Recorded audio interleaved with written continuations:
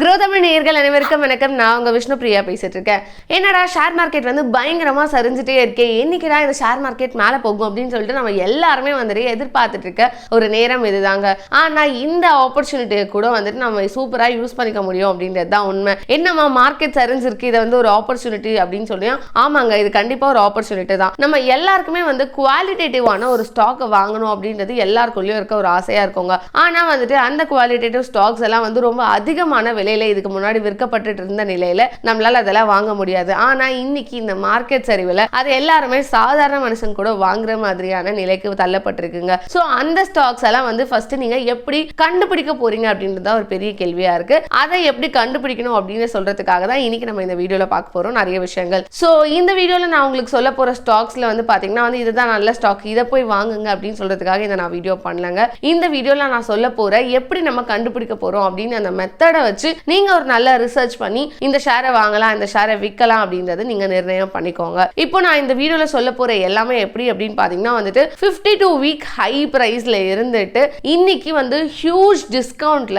அவைலபிளா இருக்க ஷேர்ஸை பத்தி தான் பார்க்க போறோம். சோ இதெல்லாம் நம்ம பார்க்கறதுக்கு முன்னாடி நீங்க இன்னும் Groww தமிழ் யூடியூப் சேனலை சப்ஸ்கிரைப் பண்ணலனா சப்ஸ்கிரைப் பண்ணிட்டு உடனே வீடியோவை கண்டினியூ பண்ணுங்க. இப்போ நான் உங்களுக்கு ஒரு 4 கம்பெனியை பத்தி சொல்ல போறேங்க. இந்த 4 கம்பெனி நம்ம எப்படி தேர்ந்தெடுத்திருக்கோம் அப்படின்னு பாத்தீங்கன்னா வந்துட்டு இந்த கம்பெனியோட ப்ராஃபிட் அப்படின்னு பாத்தீங்கன்னா அது வந்து டபுள் த டைமா இன்க்ரீஸ் ஆயிருக்கு 2 வருஷத்துலங்க. அதே மாதிரி இந்த கம்பெனியோட ஷேர்ஸ் எல்லாம் இப்போதைக்கு 35ல இருந்து 50% வரைக்கும் டிஸ்கவுண்ட்ஸ்ல இருக்கு. நான் சொன்னேன் இல்லையா, இவங்களோட வந்துட்டு லாபம் வந்து 2 மடங்கா வந்து 2 வருஷத்துல மாறி இருக்கு அப்படின்னு சொல்லிட்டு. அது எந்த பேசிஸ்ல அப்படின்னு பாத்தீங்கன்னா ஃபினான்ஷியல் இயர் 1920 ப்ராஃபிட் பாத்தீங்கன்னா ஃபினான்ஷியல் இயர் 2021 விட லைக் 2 தடவை வந்துட்டு டபுள் ஆயிருக்கு. அதே மாதிரி ஃபினான்ஷியல் இயர் 21-22 பாத்தீங்கன்னா வந்துட்டு ஃபினான்ஷியல் இயர் 2021 விட 2 மடங்கு வந்து டபுள் ஆயிருக்குங்க. இந்த வீடியோல இப்போ நான் உங்களுக்கு ஷேர் பண்ணிட்டு இருக்க டேட்டா எல்லாமே 15th ஜூன் 2022 அன்னைக்கு ரெக்கார்ட் பண்ண டேட்டாஸ். ஓகேவா? சோ வாங்க இப்போ நம்ம வீடியோக்குள்ள போலாம்.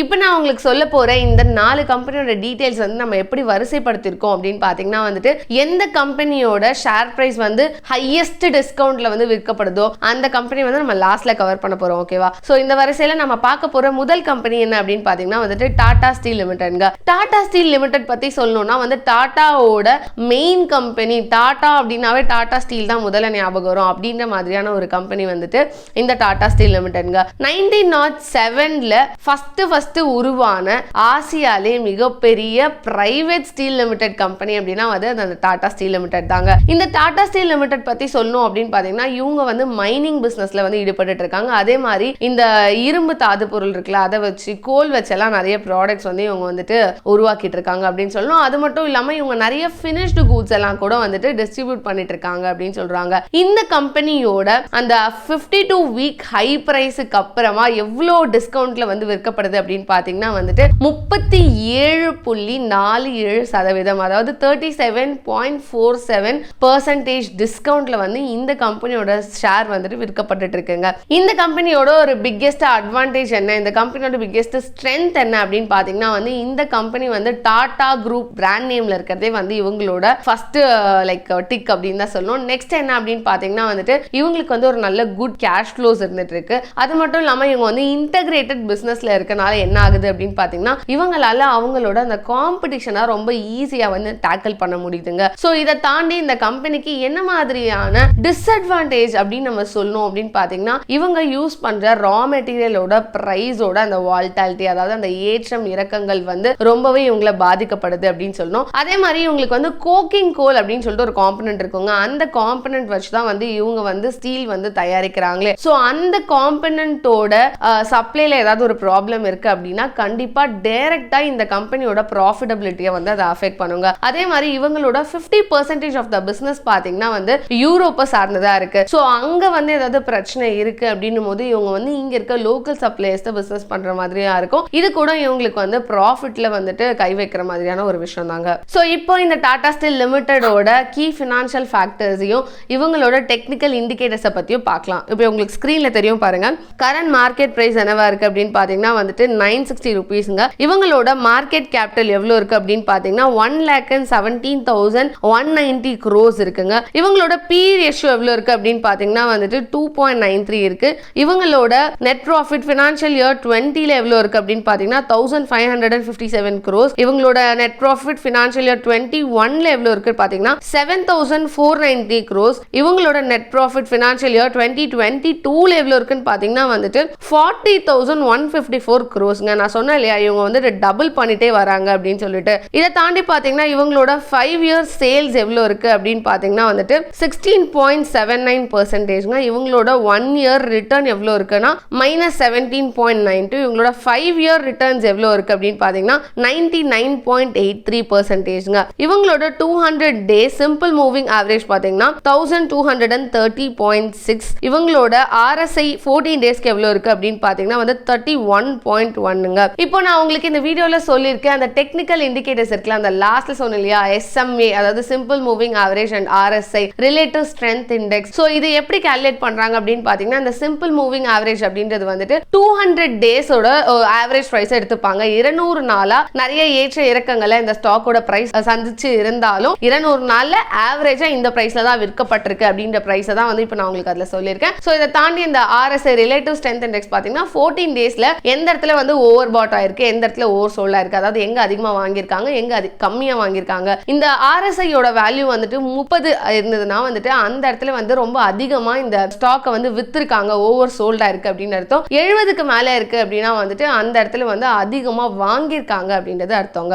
நம்ம இந்த வரிசையில பார்க்க போற ரெண்டாவது கம்பெனி என்ன அப்படின்னு பாத்தீங்கன்னா வந்துட்டு நேஷனல் அலுமினியம் கம்பெனி லிமிடெட். ஓகேவா? சோ இந்த கம்பெனி பத்தி சொல்லணும்னா நவரத்னா பிரைவேட் செக்டர் அண்டர்டேக்கிங் உள்ளதாங்க இந்த கம்பெனி வந்துட்டு இருக்கு. சோ இது வந்து ஒரு பப்ளிக் கம்பெனி அப்படின்னு நம்ம சொல்லலாம். நெக்ஸ்ட் என்ன அப்படின்னு பாத்தீங்கன்னா வந்து இந்த கம்பெனியோட ஸ்பெஷாலிட்டி என்ன அப்படின்னு பாத்தீங்கன்னா வேர்ல்டுலே the lowest material grade aluminium bauxite இங்க இருக்குங்க. இந்த கம்பெனியோட பிக்கெஸ்ட் ஸ்ட்ரென்த் என்ன அப்படின்னு பாத்தீங்கன்னா வந்துட்டு அலுமினியம் செய்யறதுக்கு வந்துட்டு பாக்சைட் அப்படின்ற ஒரு காம்பனன்ட் வந்து ரொம்பவே முக்கியமான காம்பனன்ட் அப்படின்னு சொல்லலாம். சோ அந்த காம்பனன்ட்க்கு இவங்க கிட்ட ஒரு மைனே இருக்குங்க. சோ 100% அந்த ரா மெட்டீரியல் அந்த பாக்சைட்க்கு தேவையான மைன்ஸ் லைக் அந்த ப்ராடக்ட் வந்துட்டு இவங்களுக்கு இந்த மைன்ஸ்ல இருந்தே கிடைச்சிருதுங்க. அது மட்டும் இல்லாம இவங்க வந்து எலக்ட்ரிசிட்டி வந்து பாத்தீங்கன்னா கோல் பேஸ்டு பவர் தான் வந்து இவங்க யூஸ் பண்ணிட்டு இருக்காங்க. அதனால இவங்க வந்து எலக்ட்ரிசிட்டிக்காகவும் வெளியே போய் நிக்கணும் அப்படின்ற அவசியம் இல்லை. இவங்க வந்து மகாநதி லிமிடெட் அப்படின்ற ஒரு கம்பெனியோட வந்துட்டு 85% ஆஃப் தி கோல் ரெக்வயர்மெண்ட், அதாவது இவங்களுக்கு வந்து அந்த பவர் வந்துட்டு ஜென்ரேட் பண்றதுக்கு எவ்வளவு கோல் வேணுமோ அதுல 85% வந்து இந்த கம்பெனி கிட்ட இருந்து இவங்க வந்து வாங்கிப்பாங்க அப்படின்னு சொல்லியிருக்காங்க அக்ரிமெண்ட் போட்டு. சோ இதை தாண்டி இந்த கம்பெனிக்கு வந்து பாத்தீங்கன்னா வந்து எல்லா ரா மெட்டீரியலும் பக்கத்துலேயே கிடைக்கிறனால என்ன ஆகுது அப்படின்னு பாக்குறீங்கன்னா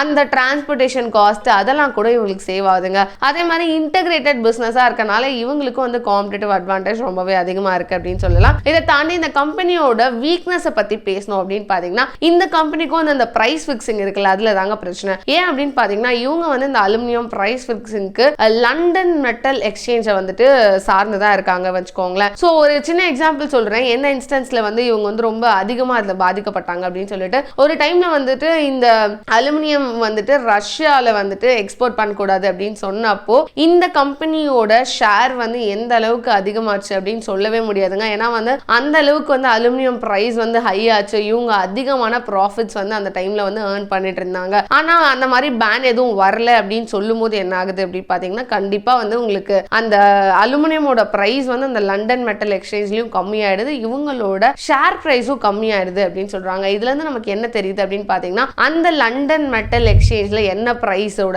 ஏற்றம் இறக்கங்கள் இருக்கோ அதுக்கு ஏத்த மாதிரி இந்த கம்பெனியோட ஷேர் பிரைஸ்லயும் வந்து ஏற்றம் இறக்கங்கள் இருக்கும் அப்படின்றது தான் உண்மை. சோ அந்த டீடைல வந்துட்டு இப்போ நீங்க ஸ்கிரீன்ல பார்த்தாவே தெரியும் அந்த மேப்ல எந்த அளவுக்கு அந்த LMEயோட இவங்களோட ஷேர் பிரைஸும் ஏறி இறங்கி இருக்கு அப்படின்றது வந்துட்டு. சோ இதை தாண்டி இப்போ நான் உங்களுக்கு என்ன சொல்ல போறேன் அப்படின்னு பாத்தீங்கன்னா இந்த கம்பெனியோட கீ ஃபினான்ஷியல் ஃபேக்டர்ஸ் பத்தியும் சில டெக்னிக்கல் இண்டிகேட்டர்ஸ் பத்தியும் தாங்க சொல்ல போறேன். இவங்களோட கரண்ட் மார்க்கெட் பிரைஸ் எவ்வளவா இருக்கு அப்படின்னு பாத்தீங்கன்னா வந்து 82.1 ரூபீஸ்ங்க. இவங்களோட மார்க்கெட் கேபிட்டல் எவ்வளவு இருக்கு அப்படின்னு பாத்தீங்கன்னா 15,079 crores இருக்கு. இவங்களோட PE ரேஷியோ எவ்வளவு இருக்கு அப்படின்னு பாத்தீங்கன்னா 5.11. இவங்களோட நெட் ப்ராஃபிட் ஃபினான்ஷியல் இயர் 20ல எவ்வளவு இருந்திருக்கு அப்படின்னு பாத்தீங்கன்னா 138 crores. இவங்களோட நெட் ப்ராஃபிட் ஃபினான்ஷியல் இயர் 2021ல பாத்தீங்கன்னா 1300 crores. இவங்களோட நெட் ப்ராஃபிட் ஃபினான்ஷியல் இயர் 2022ல பாத்தீங்கன்னா வந்துட்டு 2952 crores இருக்குங்க. இவங்களோட சேல்ஸ் வேரியன்ஸ் 5 இயர்ஸ்ல எவ்வளவு இருக்கு அப்படின்னு பாத்தீங்கன்னா வந்துட்டு 13.46%. இவங்களோட 1 இயர் ரிட்டர்ன் பெர்சன்டேஜ் எவ்வளவு அப்படின்னு பாத்தீங்கன்னா வந்து 14.03. இவங்களோட 5 இயர் ரிட்டர்ன் எவ்வளவு இருக்கு அப்படின்னு பாத்தீங்கன்னா வந்துட்டு 26.11%. இவங்களோட 200 டே சிம்பிள் மூவிங் ஆவரேஜோட ரேட் எவ்வளவு இருக்கு அப்படின்னு பாத்தீங்கன்னா வந்துட்டு 104.5. இவங்களோட ரிலேட்டிவ் ஸ்ட்ரென்த் இண்டெக்ஸ் 14 டேஸ்க்கு எவ்வளவு இருக்கு அப்படின்னு பாத்தீங்கன்னா வந்து 26ங்க. இந்த வரிசையில நம்ம மூணாவதா பார்க்க போற கம்பெனி என்ன அப்படின்னு பாத்தீங்கன்னா வந்துட்டு ஜிண்டால் ஸ்டெயின்லெஸ் ஸ்டீல் லிமிடெட்ங்க. இந்த கம்பெனி பத்தி சொல்லணும்னா இந்தியால இது லார்ஜஸ்ட் ஸ்டெயின்லெஸ் ஸ்டீல் மேனுஃபேக்சர்ஸ் அப்படின்னு சொல்லலாம். அதை தாண்டி இவங்க வந்து நம்பர் 1 டொமஸ்டிக் ப்ரொடியூசரா இருக்காங்க. எதுல அப்படின்னு பாத்தீங்கன்னா வந்துட்டு ஸ்டெயின்லெஸ் ஸ்டீல்லையும் வந்துட்டு காயின் பிளாங்க்ஸ்லயும் இவங்க தான் வந்து நம்பர் 1 டொமஸ்டிக் ப்ரொடியூசர். ஸோ இதை தாண்டி பாத்தீங்கன்னா இந்த கம்பெனியோட இப்போ மேஜர் ஸ்ட்ரென்த்தா இன்னொரு விஷயம் என்ன அமைஞ்சிட்டு இருக்குன்னா இவங்களோட மர்ஜர். எந்த கம்பெனியோட இவங்க மர்ஜ் பண்றாங்க அப்படின்னு பாத்தீங்கன்னா ஜிண்டால் ஹிசார் ஸ்டெயின்லெஸ் ஸ்டீல் லிமிடெடோட ஜிண்டால் ஸ்டெயின்லெஸ் ஸ்டீல் லிமிடெட் வந்து மர்ஜ் ஆயிட்டு இருக்குங்க. சோ இத தாண்டி இந்த கம்பெனியோட அந்த 52 வீக் ஹை பிரைஸ் இருக்கு இல்லையா, அது வந்து இப்போ எவ்வளவு டிஸ்கவுண்ட்ல சேல் ஆகப்பட்டு இருக்கு அப்படின்னு பாத்தீங்கன்னா வந்துட்டு 50.91% டிஸ்கவுண்ட்ல வந்து இந்த கம்பெனியோட ஸ்டார்ட் பிரைஸ் வந்து சேல் ஆயிட்டு இருக்குங்க. சோ இந்த கம்பெனியோட இன்னொரு நல்ல ஸ்ட்ரென்த் என்ன அப்படின்னு பாத்தீங்கன்னா வந்து இவங்க வந்து ரொம்ப ஹெல்தியரான பேலன்ஸ் ஷீட் உருவாக்க ட்ரை பண்ணிட்டு இருக்காங்க. இந்த கம்பெனியோட ரிஸ்க் ப்ரொஃபைலை வந்து இவங்க வந்து மாத்திட்டு இருக்காங்க அப்படின்னு சொல்லணும். அதாவது இந்த கம்பெனியோட ப்ரொஃபைலை பார்த்தாவே கொஞ்சம் ரிஸ்கான கம்பெனி ஃபீல் பண்ணிட்டு இருக்க அந்த ஃபீலை இவங்க வந்து எடுத்துட்டு இருக்காங்க. இதுக்கான லைக் இந்த ஹெல்தியர் பேலன்ஸ் ஷீட்டை வந்து இவங்க உருவாக்கிட்டு இருக்கிறதுக்கான சான்று வந்து நான் உங்களுக்கு சொல்றேன் பாருங்களேன். என்ன அப்படின்னு பாத்தீங்கன்னா இந்த கம்பெனியோட லைக் டெட் ஈக்விட்டி ரேஷியோ இருக்குல்ல, அது வந்து ஃபினான்ஷியல் இயர் 20ல பாத்தீங்கன்னா 1.1 டைம்ஸ் இருந்துச்சுங்க. ஆனா இப்போ 0.4 டைம்ஸ் அது மாறிடுச்சு. அதே மாதிரி இவங்களோட அந்த நெட் டெட் பை EBITDA ஓட டேட்டா எவ்வளவு இருந்திருக்கு அப்படின்னு பாத்தீங்கன்னா ஃபினான்ஷியல் இயர் 20ல 2.3 டைம்ஸ் இருந்திருக்குங்க. இப்போ அது வந்து 0.8 டைம்ஸா மாறி இருக்கு. இவங்க வந்து ஒரு ஹெல்தியான பேலன்ஸ் ஷீட்டை வந்து கன்வெர்ட் பண்ணிட்டு இருக்காங்கன்றதுக்கு இதை தாண்டி வேற நல்ல சான்று இருக்கவே முடியாதுங்க. அதே மாதிரி இவங்க கிட்ட ஒரு நல்ல கேஷ் ஃப்ளோ இருந்துட்டு இருக்கு, நல்ல சேல்ஸ் இருக்கு, நிறைய எக்ஸ்போர்ட் சேல்ஸ் இருக்கு. சோ இந்த மாதிரியான இவங்களோட ஸ்ட்ரென்த்தை நம்ம அடிக்கிட்டே போலாங்க. இவங்களோட பெரிய வீக்னஸ் என்னவா இருக்கும் அப்படின்னு பாத்தீங்கன்னா வந்துட்டு இவங்க ஸ்டெயின்லெஸ் ஸ்டீல் தான் வந்து ஒரு மெயின் விஷயம் இல்லையா. சோ இதோட ரா மெட்டீரியல் வந்து இவங்க வந்துட்டு லைக் இம்போர்ட் பண்றதுனால எலிமெண்டோட மார்க்கெட் பிரைஸோட வால்டாலிட்டி வந்து ரொம்ப அதிகமா இருக்கு. அதாவது ஏற்ற இறக்கங்கள் வந்து ரொம்பவே அதிகமா இருக்கு. இந்த நிக்கல் அப்படின்னு சொல்லப்படுற அந்த ஸ்கிராப்ல இருந்து உருவாக்குற ஒரு பொருள் தான் இந்த ஸ்டெயின்லெஸ் ஸ்டீல் அப்படின்னு சொல்லணும். அதே மாதிரி பாத்தீங்கன்னா வந்துட்டு இந்த ரேசர்ஸ் எல்லாம் இருக்கு இல்லையா, ஸ்டெயின்லெஸ் ஸ்டீல் ரேசர்ஸ், அதோட பிக்கெஸ்ட் மேனுஃபேக்சர் யாரு அப்படின்னு பாத்தீங்கன்னா இவங்க தாங்க. சோ இப்போ இந்த கம்பெனியோட ஃபினான்ஷியல் கீ ஃபேக்டர்ஸும் அவங்களோட டெக்னிக்கல் இண்டிகேட்டர்ஸ் பத்தி இப்போ நான் உங்களுக்கு சொல்றேன் பாருங்களேன். இவங்களோட கரண்ட் மார்க்கெட் பிரைஸ் எவ்வளவு இருக்கு அப்படின்னு பாத்தீங்கன்னா 213. இவங்களோட மார்க்கெட் கேபிட்டல் எவ்வளவு இருக்கு அப்படின்னு பாத்தீங்கன்னா 5021 crores. இவங்களோட பி ரேஷியோ பாத்தீங்கன்னா வந்து 2.58. இவங்களோட நெட் ப்ராஃபிட் ஃபினான்ஷியல் இயர் 20ல எவ்வளவு இருந்திருக்கு அப்படின்னா 393 crores. இவங்களோட நெட் ப்ராஃபிட் ஃபினான்ஷியல் இயர் 21ல வந்துட்டு 694 crores இருந்திருக்கு. இவங்களோட நெட் ப்ராஃபிட் ஃபினான்ஷியல் இயர் 22ல எவ்வளவு இருக்கு அப்படின்னு பாத்தீங்கன்னா வந்து 1942 crores இருக்கு. இவங்களோட சேல்ஸ் வேரியன்ஸ் 5 இயர்ல எவ்வளவு இருக்கு அப்படின்னு பாத்தீங்கன்னா வந்து 21.36%. இவங்களோட 1 இயர் ரிட்டர்ன் எவ்வளவு இருக்குன்னு பாத்தீங்கன்னா 10.91%. இவங்களோட 5 இயர் ரிட்டர்ன் எவ்வளவு இருக்குன்னு பாத்தீங்கன்னா வந்து 68.69%. இவங்களோட 200 டே சிம்பிள் மூவிங் ஆவரேஜ் பாத்தீங்கன்னா 328.5 இருக்குங்க. இவங்களோட ரிலேட்டிவ் இண்டெக்ஸ் 14க்கு எவ்வளவு இருக்கு அப்படின்னு பாத்தீங்கன்னா வந்துட்டு 28.8 இருக்குங்க. சோ எஸ், நம்ம வந்து ஆவலா வெயிட் பண்ணியிருந்த அந்த 4th கம்பெனிக்கு வந்துட்டோங்க. என்ன அந்த 4th கம்பெனி அப்படின்னு பாத்தீங்கன்னா வந்து நான் சொன்னேன் இல்லையா, அந்த 52 வீக் ஹை பிரைஸ்க்கு அப்புறம் தி லார்ஜஸ்ட் தி ஹியூஜஸ்ட் டிஸ்கவுண்ட்ல வந்து விற்கப்படுற வந்துட்டு ஒரு ஷேரோட பிரைஸ் தான். சோ அது எந்த கம்பெனி அப்படின்னு பார்த்தோன்னா வந்து இன்ஃபோ எட்ஜ் லிமிடெட். ஓகேவா, இன்ஃபோ எட்ஜ் லிமிடெட் அப்படின்ற இந்த கம்பெனியோட பேரை நம்ம ரொம்ப அதிகமாவே கேட்டிருப்போம். முக்கியமா இவங்களோட பிராண்டை பத்தி சொன்னா ஓ இந்த கம்பெனியோட பிராண்ட் தானா இதெல்லாம் அப்படின்னு கண்டிப்பா உங்க எல்லாருக்குமே ஞாபகம் வரும் அப்படின்னு தான் சொல்லணும். ஏன்னா இவங்களோட அந்த பிராண்ட் போர்ட்ஃபோலியோன்றது வந்து ரொம்பவே வந்து ரொம்ப வைடான ஒண்ணு அப்படின்னே சொல்லலாம். இவங்க வந்து ஒரு ஆன்லைன் பேஸ்டு கிளாசிஃபைட் கம்பெனி அப்படின்னு சொல்லாங்க. இப்போ வந்துட்டு ஜாப் வேணும் அப்படின்னா நமக்கு முதல்ல ஞாபகம் வர ஒரு ஆன்லைன் ரெக்ரூட்மெண்ட் சைட் எது அப்படின்னு பாத்தீங்கன்னா வந்து naukri.com தான். ஸோ எஸ், அதை வந்து இவங்க தான் வச்சிருக்காங்க. அதே மாதிரி ரியல் எஸ்டேட் பிசினஸ்க்கு பாத்தீங்கன்னா 99 acres வந்து இவங்களோட தான். மேட்ரிமோனிக்கு பாத்தீங்கன்னா jeevanshanti.com அப்படின்னு ஒன்று வச்சிருக்காங்க. அதே மாதிரி மாதிரி எஜுகேஷனல் பர்பஸ்க்கு பாத்தீங்கன்னா வந்துட்டு shiksha.com அப்படின்னு இன்னொன்னு வச்சிருக்காங்க. முக்கியமா இந்த கம்பெனி வந்து நம்ம கொஞ்சம் நல்லா அனலைஸ் பண்ணோம்னா என்ன தெரியும் அப்படின்னு பாத்தீங்கன்னா, இந்த கம்பெனி வந்துட்டு இந்த ஸ்டார்ட் அப்ஸ் எல்லாம் பார்த்து அந்த ஸ்டார்ட் அப்ஸ்ல ஒரு இன்வெஸ்ட் பண்ணி ஒரு இன்வெஸ்டர் மாதிரியே தான் வந்து இவங்க ஆக்ட் பண்ணிட்டு இருப்பாங்க அப்படின்னே சொல்லலாம். அது மட்டும் இல்லாம இவங்க வந்து ஜொமேட்டோல வந்துட்டு இன்வெஸ்ட் பண்ணிருக்காங்க, உஸ்த்ரா அப்படின்ற ஒரு கம்பெனில கூட இன்வெஸ்ட் பண்ணிருக்காங்க. ஸோ இந்த மாதிரி பாலிசி பஸ்ஸார், ஸோ இந்த மாதிரி நிறைய ஸ்டார்ட் அப் கம்பெனிஸ்லயும் டெவலப்பிங் கம்பெனிஸ்லயும் வந்து இவங்க வந்து இன்வெஸ்ட் பண்ணிட்டு வந்துட்டு இருக்காங்க. ஸோ இந்த கம்பெனியோட ஷேர் பிரைஸ் 52 வீக் ஹை பிரைஸ்க்கு அப்புறம் எவ்வளோ அமௌண்ட்ல வந்துட்டு லைக் சேல் ஆயிட்டு இருக்கு அப்படின்னு பாத்தீங்கன்னா வந்துட்டு 51.19% டிஸ்கவுண்ட் பிரைஸ்ல வந்துட்டு இந்த கம்பெனியோட ஷேர் பிரைஸ் வந்து சேல் ஆயிட்டு இருக்குங்க.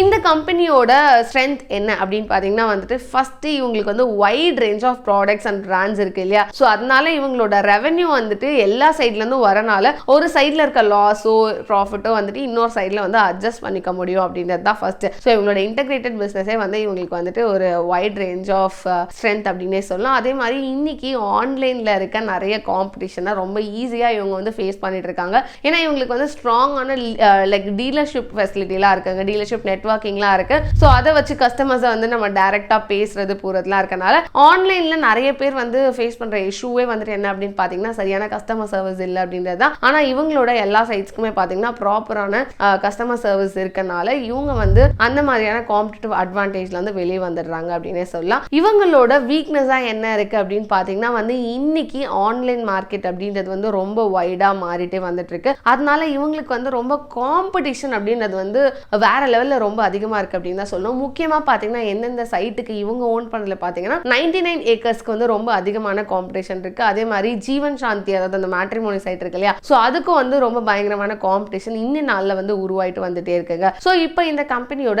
கீ ஃபினான்ஷியல் ஃபேக்டர்ஸையும் இவங்களோட டெக்னிக்கல் இண்டிகேட்டர்ஸையும் பார்க்கலாம். இவங்களோட கரண்ட் மார்க்கெட் பிரைஸ் எவ்வளோ இருக்கு அப்படின்னு பார்த்தீங்கன்னா வந்துட்டு 3644 rupees. இவங்களோட மார்க்கெட் கேபிட்டல் எவ்வளோ இருக்கு அப்படின்னு பார்த்தீங்கன்னா 46,999 crores. இவங்களோட PE ரேஷியோ 17.3. இவங்களோட நெட் ப்ராஃபிட் ஃபினான்ஷியல் இயர் 20 எவ்வளோ இருக்குன்னு பார்த்தீங்கன்னா வந்துட்டு -238 crores. இவங்களோட நெட் ப்ராஃபிட் ஃபினான்ஷியல் இயர் 21 எவ்வளோ இருக்கு அப்படின்னு பார்த்தீங்கன்னா வந்துட்டு 1407 crores. இவங்களோட நெட் ப்ராஃபிட் ஃபினான்ஷியல் இயர் 2022 எவ்வளோ இருக்கு அப்படின்னு பார்த்தீங்கன்னா 12,760 crores-ங்க. இவங்களோட சேல்ஸ் வேரியன்ஸ் 5 இயர்ஸ்ல எவ்வளோ இருக்கு அப்படின்னு பார்த்தீங்கன்னா வந்து 12.35. இவங்களோட 1 year ரிட்டர்ன் பெர்சன்டேஜ் எவ்வளோ பார்த்தீங்கன்னா -25.79. இவங்களோட 5 year ரிட்டர்ன் எவ்வளோ இருக்கு அப்படின்னு பார்த்தீங்கன்னா வந்துட்டு 261.34%. இவங்களோட 200 டே சிம்பிள் மூவிங் ஆவரேஜ் பார்த்தீங்கன்னா 5220.5. இவங்களோட ரிலேட்டிவ் ஸ்ட்ரென்த் இண்டெக்ஸ் 14 எவ்வளோ இருக்குன்னு பார்த்தீங்கன்னா 44 இருக்குங்க. ஸோ எஸ், நம்ம வந்து இந்த வீடியோட எண்டுக்கு வந்துட்டோம். நான் வந்துட்டு இப்போ உங்களுக்கு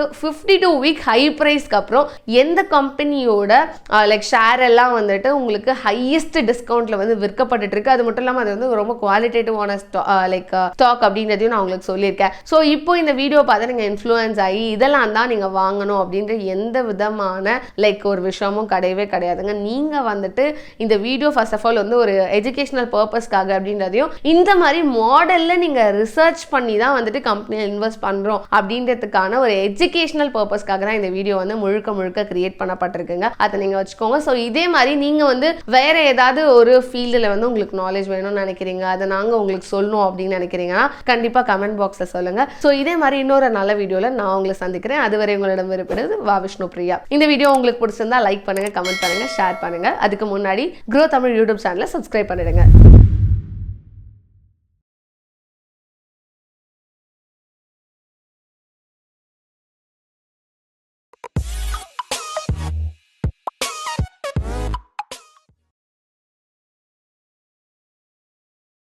Investment in securities market are subject to market risks. Read all the related documents carefully before investing. Please read the risk disclosure documents carefully before investing in equity shares, derivatives, mutual fund, and or other instruments traded on the stock exchanges.